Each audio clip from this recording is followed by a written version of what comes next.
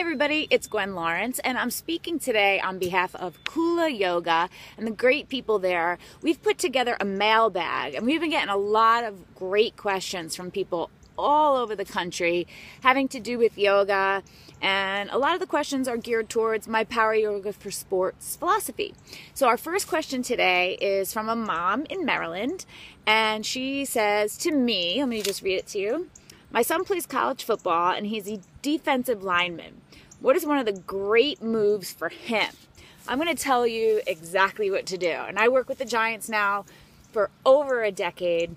And not only do they need stable and flexible hips and strong legs, I know that's a given, but I'm going to tell you one thing that they don't kind of think about, and that's their wrists. Their whole game comes from here, right?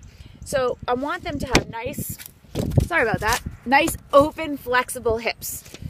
I see them stretching on the sidelines and I see a lot of this, and I hate that. I'm going to say flat out that that's crap. What I want you to do is find a flat surface, the floor, even a wall. And I want you to come up to that surface and open up the wrist. So I'm going to take you to the mat. Okay. You're going to come onto your hands and knees, especially if you're a beginner. You're going to turn your wrist around, equal space between each finger to open up all the flexors and extensors, and you're going to push the ground away. That might be enough for some of you. That might even be too much for some, and you might only want to come 90 degrees. Do as much as you can until you're 180 degrees, and then someday you can even pull back a little until the wrist joint just comes off the ground. Amazing, itchy, kind of deep stretch in the forearms. If you're really good, you're going to come to the point where you can do this in plank pose and hold for 30 seconds to a minute on each side. Okay, you can't overdo this.